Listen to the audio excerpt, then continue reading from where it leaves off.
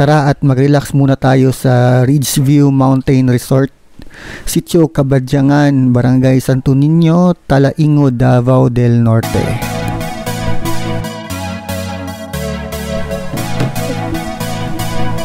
So today is Friday guys, and kasama ko ngayon si Mrs. at magre-relax muna kami kasi medyo stressful yung araw, or yung week namin. So anong i-expect nyo sa video na to? Expected nyo na hindi kami magsasabi ng price dito, so wala kaming room rates. Itanong nyo na lang sa web page or sa Facebook page nila kasi pabago-bago naman yon. So mostly pag na-view niya tong video sa future, baka iba na rin yung room rates nila, so mas mabuting itanong nyo na lang doon. Sa end sa video na to, ipapakita ko sa inyo kung ano yung pros and cons. So later sa video na ito, sasabihin ko sa inyo yung pros at saka cons sa lugar na ito, at saka kung worth it ba puntahan. But for now, just enjoy the video.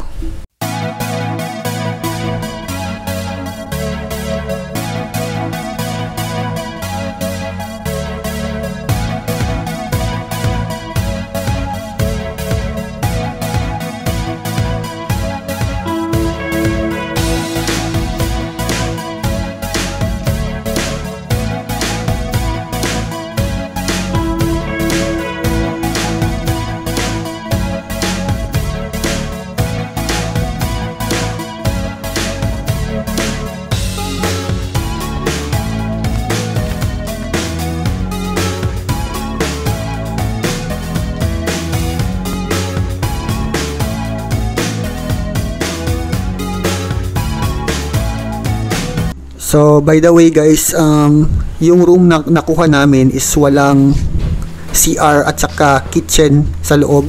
So doon kami sa common CR at saka kitchen gumagamit.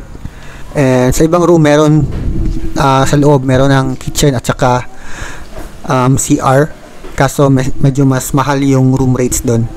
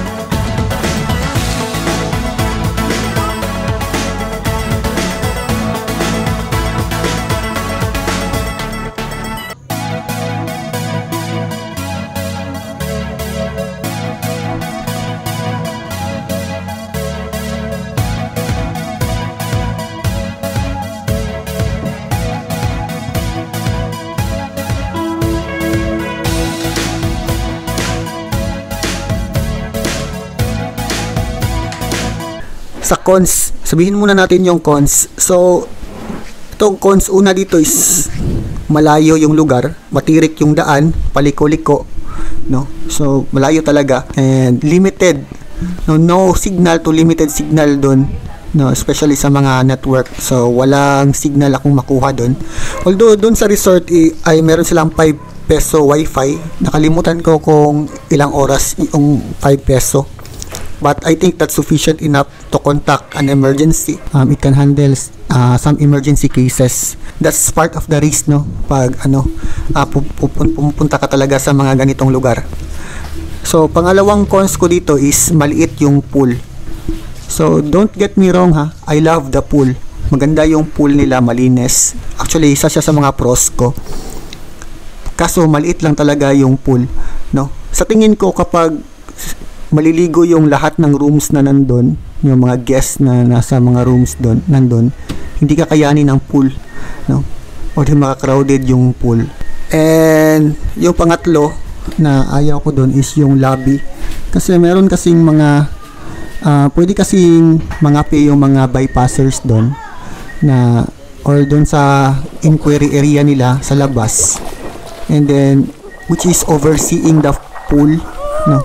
Pwede silang tumambay doon sa taas and then pwede silang magkapi doon. So kung katulad kayo sa amin na medyo conservative, na ayaw namin na all eyes on us, ay hindi nyo talaga magugustuhan yon. Especially kami, yan yung reason kung bakit hindi kami nakaligo doon pagdating namin bandang 4 PM kahit maganda na yung panahon para maligo, kasi meron ang daming nakatambay doon sa taas, no? Maligo kayo ng asawa nyo, ng girlfriend nyo doon, kayo lang dalawa, then all eyes on you talaga doon, no? So medyo hindi ako sold sa mga idea na yun. Maybe that's a personal preference, depende na rin sa inyo yan, no? Pero sa akin parang ayaw kong ganun. So medyo hindi ko gusto yung design na yun. Punta naman tayo sa pros. Maganda talaga yung place. So honestly, maganda yung place. Malinis yung place. What I mean malinis, hindi siya perfect na malinis talaga na wala kang makikitang basura. Actually, doon sa ilalim ng kubo namin, like doon sa terrain ng kubo namin, pag dumungaw ka doon, meron mga wrappers, plastic wrappers doon na hindi pa nalinis, which is but still tolerable. Pero as a general observation, malinis yung place, no? Meron namang tagalinis doon, malinis talaga yung place. And sa tingin ko naman affordable din yung rooms nila. Makakapa-relax ka talaga doon, no? Kung gusto niyo talaga mag-relax, makakapa-relax ka talaga. And malamig, no? Malamig pag gabi. Siguro pag umulan mas lalamig pa doon. Although kahit malamig, nakakaligo ka pa rin ng pool eh. Naligo kami ng pool pagkagabi. Malamig siya pero tolerable naman. Tsaka yung common CR nila doon is malinis. Di ko na nakita yung CR sa mga kwarto, pero yung common CR na may malinis, malakas yung tubig. Yung pool niya is, ang ganda ng pool talaga. Malinis talaga yung pool. Infinity pool nila. Flowing din yung tubig. Maliit lang talaga, yung sinabi ko kanina. So yun lang yung problema ko doon. So I think that's it for the video. So kung ma-recommend ako ba itong lugar na ito, yes, definitely yes. Kung gusto niyo ng place to visit or to relax, mas maganda pumunta kayo Friday, no? Kung may time kayo Friday, mas maganda doon. That's all for this video. Bye bye.